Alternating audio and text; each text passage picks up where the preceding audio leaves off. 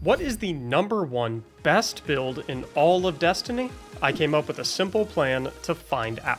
Each build will be tested in a raid, Grandmaster Nightfall, and solo dungeon, receiving a rating for its DPS, ad clearing, survivability, and utility-based capabilities for each activity, all while showing you how to play it to perfection. The builds will have a static core foundation of a subclass, 2 aspects, and an exotic armor piece, while the fragments, mods, and weapons that will be shown before each activity can be tweaked to maximize the build's effectiveness in each respective environment. At the conclusion, the scores will be compiled and the build will be placed on a leaderboard against its peers, showcased in past and future iterations of this series, all of which you'll be guaranteed to see if you subscribe right now. So what is the best build in Destiny?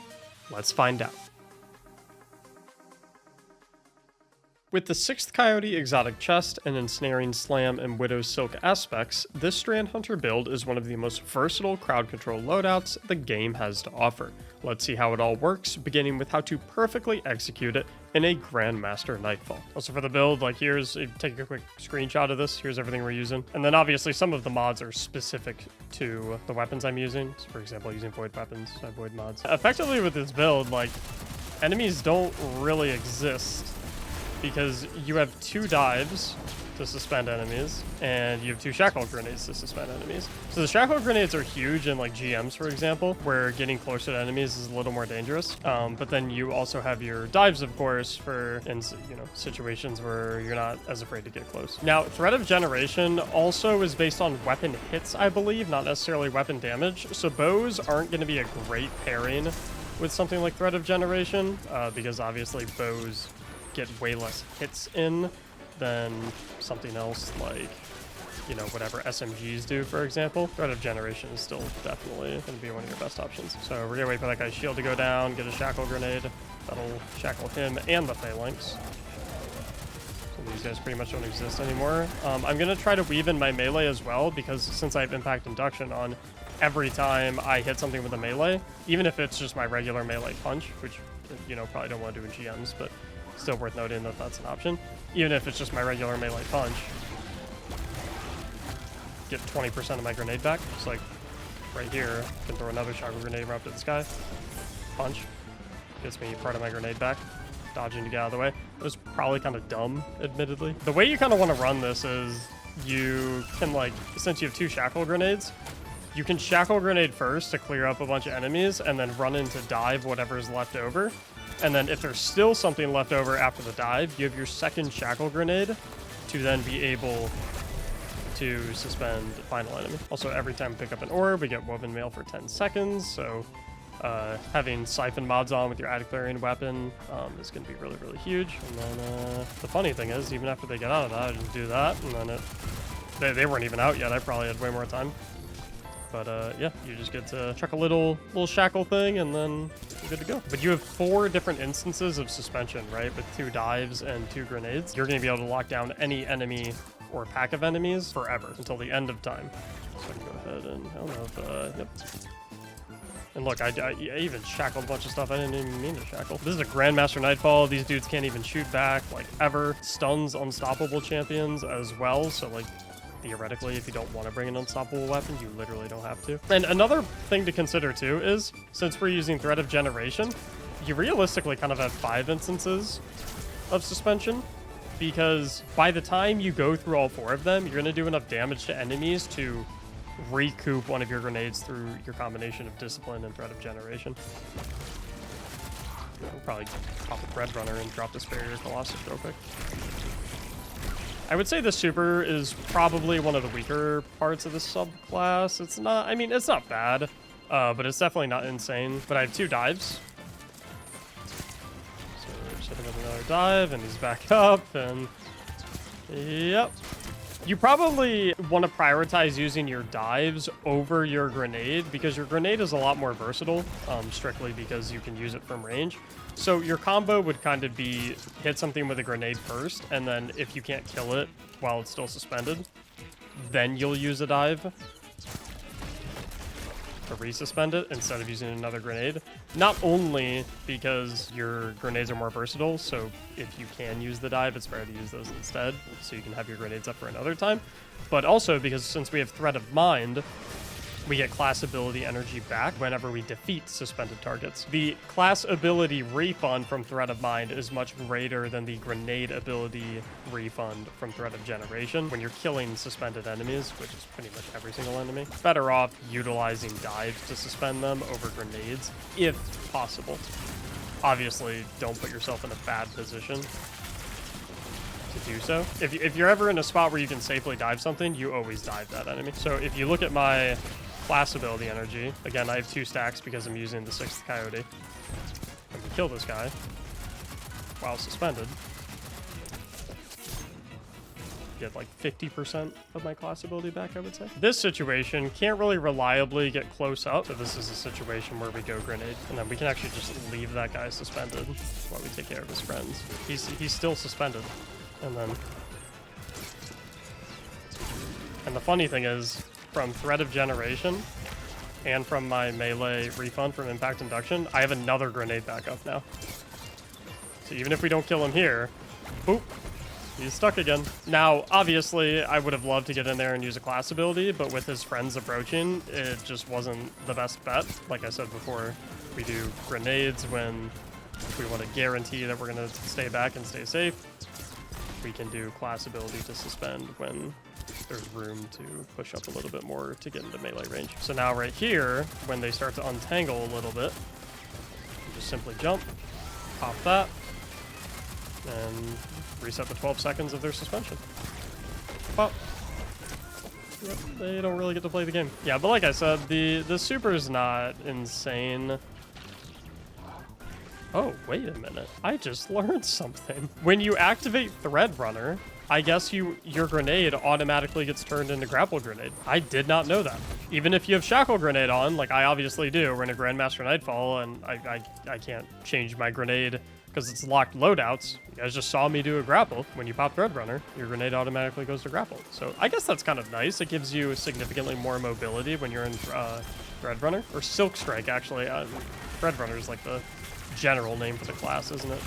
I'm wondering if perhaps Gambler's Dodge might be a little bit better here, so you can get your melee back on command, so you can use your melee to proc Impact Induction from range to generate more grenades. Obviously, Marksman cooldown is faster than Gambler's Dodge, so you're gonna have your dives up more quickly. However, Grenade is obviously the better shackle ability, or suspension ability that we have available to us. So I wonder if it might be better to go Gambler's Dodge so that you get more ranged melees, so that you can proc Impact Induction more, so that you can get more grenade. It's funny how many like loops goes into that theory of which one might be better. You can guarantee that you'll catch your melee every time if you hold the melee button. Oh, interesting. So like instead of just pressing it to throw it and pressing it to try and catch it, hold it, which will throw it initially. And then if I hold the input, it'll supposedly register that I'm still holding melee and therefore catch it no matter what. Let's give that theory a try. Yep, that 100% works. Interesting. I wonder if you can do that while doing other inputs. Like, I wonder if I can hold melee while I'm still shooting other things. Like, good. Good lord. You have a bigger dive when you're in the super?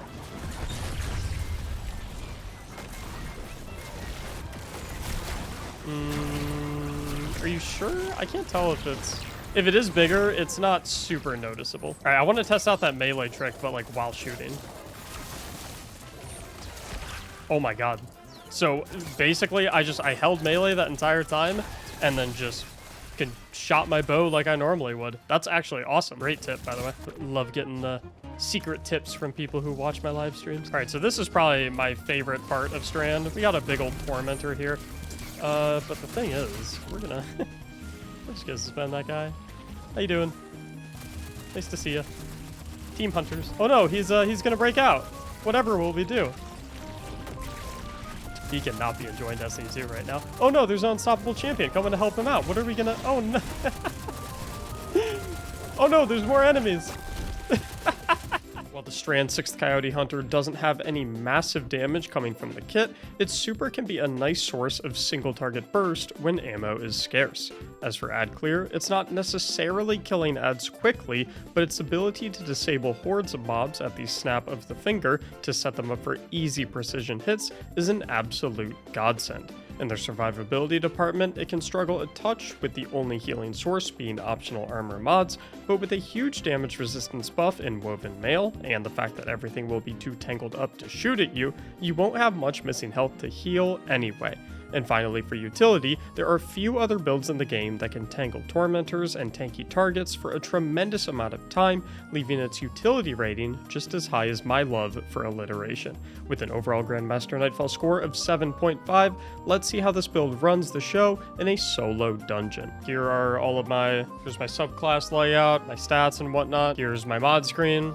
Obviously, some of the mods are dependent on the types of weapons that I'm using. You all requested that we do duality, and I am a servant of the people. We shall do duality. So obviously when it comes to solo dungeons though, and solo flawless dungeons and stuff like that, a huge priority is survivability. Don't get me wrong, damage is really, really nice. Ad clear is also extremely important, but dungeons don't have enrage mechanics. You know, you can do 19 DPS phases on the bosses and it doesn't matter. So, you know, DPS is still a relevant rating because that's a big part of what makes a build a good build. You also want to really focus on, hey, how impossible is it to die with this build? Because at the end of the day, when you're doing a solo dungeon or a solo flawless dungeon, that is pretty much your #1 priority, is not dying. So utility and survivability in that regard are going to be very, very important aspects of this build. So start off killing these bell keepers. And the annoying thing about bell keepers is usually they're blasting you all over the place. But since we have our shackle grenade, they can't really move or do much of anything. We got Woven Mail as well. Go ahead and chuck that at that guy.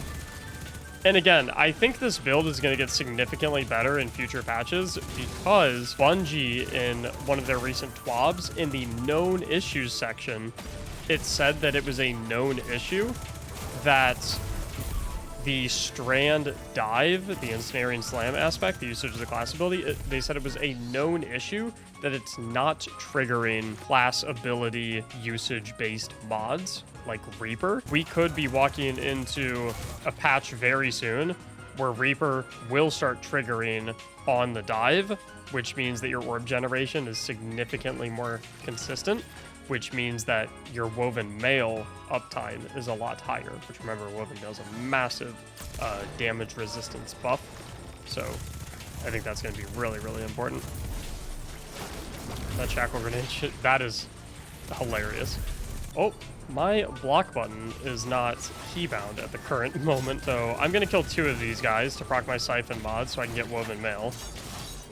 Yeah, my block button is not bound at the moment, so I can't really use the whole Lament part of Lament, but I do have this. So I'm going to do a quick dive to suspend everything.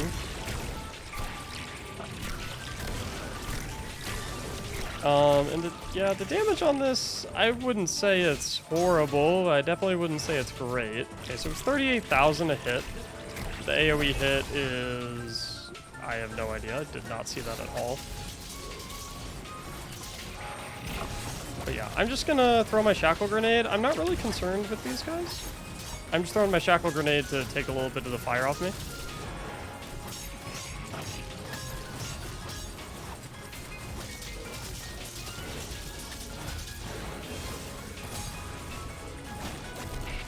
Yeah, so the DPS isn't superb, and, you know, it's definitely where the build struggles a little bit, is I would say like single target damage and boss damage. It's solid for setting up very safe DPS phases, which I do like about it very much. Yeah, we're good to go. I do want to change one thing real quick. We can do a little tomfoolery here. Y'all see what direction I'm going. We can go ahead and hop on here.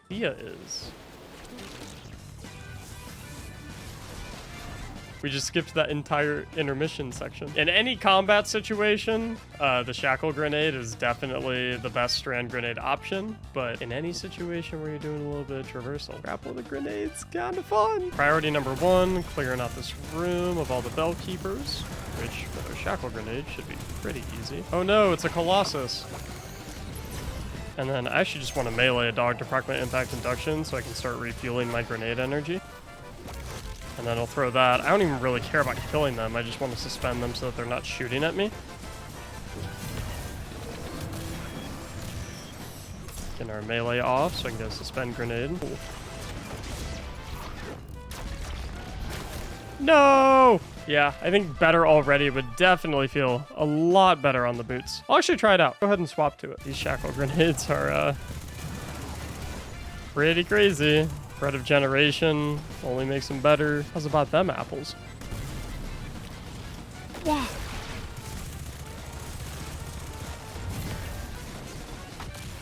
Yep, so better already. I would say, I'm not gonna say I was gonna die there definitively, but better already made it not even a question.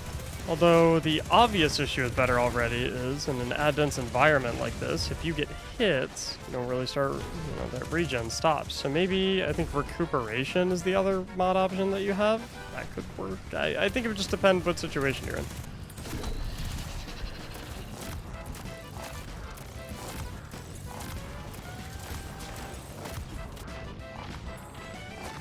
That damage seemed pretty good, I think. This might be a from 50% HP kill.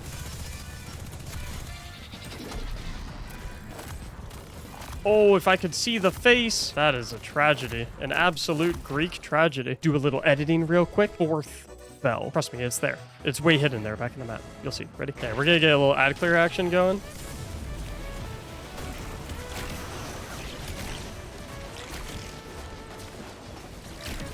Dude, that felt so cool.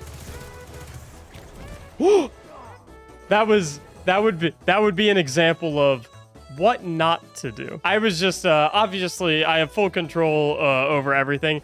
I meant to do that as a demonstration that although the dive is a very powerful tool when around terrain where you can fall off, you have to be very careful about holding forward while you use the dive because you go forward a little bit. Whereas, instead in that particular situation, you probably want to take your hands off of the movement keys entirely so that you just dive right in place. Don't have to worry about that. Similar to GMs, the single target damage of Strand Hunter leaves a bit to be desired. However, its ad clear remains superb, especially in environments that don't generally have any enemies immune to suspend. Its tankiness continues to shine through with Orb of Power healing and Woven Mail, while its utility remains to max out the scoreboards. With an overall solo dungeon score of 7.5, let's see how Strand Hunter performs in a typical raid setting. Ooh. But that is the perfect guy to use it on, because usually he's going to be popping his barrier shield, and I don't know about y'all, but I absolutely hate having to worry about having champion stuff on during raids. When I'm in a raid, I just want to worry about ad clearing and blasting everything. I do not want to worry about putting a champion mod on or putting a champion weapon on, depending on what the mods are for that season. So the fact that I can completely 100% ignore any type of champion in the entire game with one of my 2 grenades or one of my 2 dives, that's a blessing. Makes my life a lot easier. Oh no, I missed him. He jumped away. If only I had a second dive. And also look at my class ability. When I kill the suspended targets, it gives me a ton of my class ability energy back. So I'm literally never out of suspends. And when I run out of suspends with the class ability, my Thread of Generation makes it so that I get grenade energy back for more shackle grenades anytime I just do damage, anytime I hit an enemy, period. Not overload, though. So it is true that it will not stop the overload regeneration. However, in normal raids, and even master raids for that matter, I'd reckon, you plus 1 or 2 more teammates, in the case of master raids, if it's just normal raid, you can do it by yourself.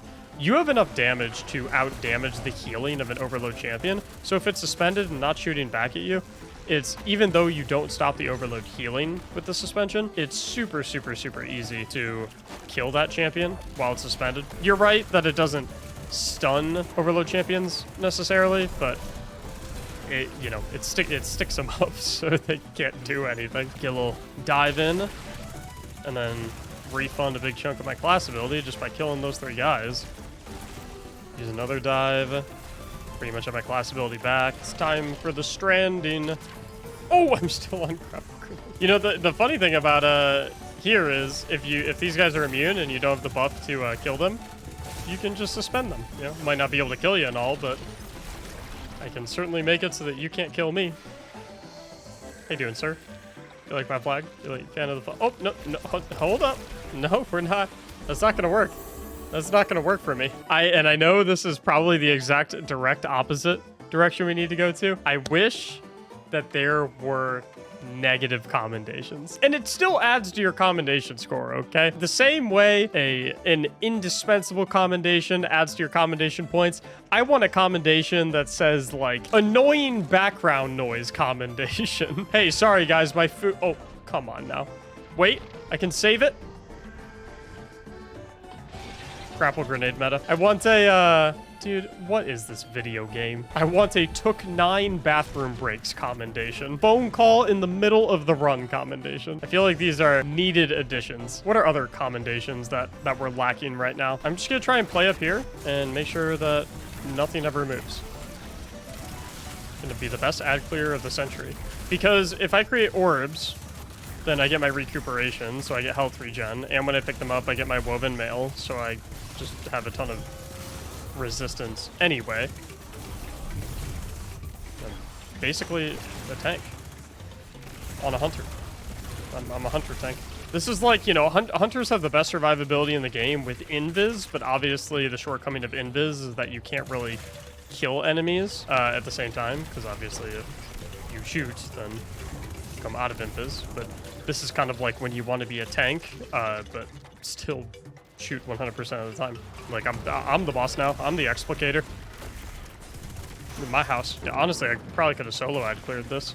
So if you ever have to like 5-man this raid for whatever reason, or if you're taking a new person through, it's a great class to put your ad clearer on. Now for damage, obviously most of the damage is just going to come from our weapons, but we'll sneak in a little roaming super damage. It's going to be tough to know how much damage exactly this is doing, because obviously everyone else on my team is doing damage, but I would imagine that damage from me specifically wasn't particularly great. So if these guys can't hit me, that makes it easy to kill them, easy to generate an orb, pick up the orb, there's my healing. Yeah, if a patch comes someday, which I do believe it will. Oh, save myself. I do believe a patch will come someday that will make it so that the Ensnaring Slam dive will proc Reaper. That makes the orb generation on this class, like, skyrocket, which makes this build significantly better. Fun fact, you can get boost back there and it's all good. My orb, get recuperation and woven mail, and it doesn't really matter if he flamethrowers me or pushes me off the platform, because I just do my little dive. Can I get my super energy just from shooting at him? Come on! Killed him with my super. Obviously best super in the game. Put it in the thumbnail. Clickbait. This subclass one-shots explicator. Hold up, we need a quick fashion check. I would say that passes with an A+. I'd say that is A+ fashion right there. The hunter flag as well added to the mix. That's some good fashion. Right, let's see how many guys we can suspend in this one activity. Obviously, get the Colossus out of the way real quick. Oh, we're getting nailed by the things. Throw my grapple hook dart thing. Rope dart, that's what it's called. Good little shackle grenade on those fellas. Fortunately, we're out of our strand cooldowns, but we can just get a quick melee, 20% of our grenade back. We also have our class ability back. It's only on a 13-second cooldown. Back up these guys. Ooh, perfect route to dive, because look at our class ability. Boom, got our full class ability back from killing all those dudes that we suspended. We'll do the same thing here. So look at the class ability. Make sure you're paying attention when your team's in DPS. Oh, it's looking like a 1. The 1 phase is possible. Delicious. I have no ammo left, so we're gonna get him a little. Yep. Okay. To be expected. It's okay. We'll hit him with the shackle grenades. Lovely. Beautifully done. Huge thanks to 5 of my subscribers for coming in and joining me on the raid to get footage for this video and make this video work. Sticking with the norm, we see its DPS performance remain middle of the pack, primarily for empty ammo reserve situations. Despite that, its ad clearing capabilities continue to shine, making champion inhabited encounters an absolute breeze. With no enemies that pose any legitimate threat and hordes of orb generation fuel, it's borderline impossible to die, and with the only unsuspendable enemies being the raid bosses themselves, this build's utility is off the charts. With an overall raid score of 8, let's put it all together and take a look at the big picture with the final verdict. Shining specifically in the survival and utility departments, this Strand Hunter build clocks a grand total score of 23 out of 30, making it a fantastic build to use in absolutely any endgame PvE activity. Although it lacks in the damage department, your weapons can more than easily make up for that, especially considering the enemies you will be shooting at will be completely still mid-air for minutes at a time. Since this is the first episode of the best meta build in Destiny series, the Strand Hunter easily takes first place on the leaderboard for the time being. Comment below what build you want to see next, stop by my live stream on Twitch to watch us film these live, and hit that subscribe button if you want to see the next episode. Thank you so much for watching, and as always, have a great day.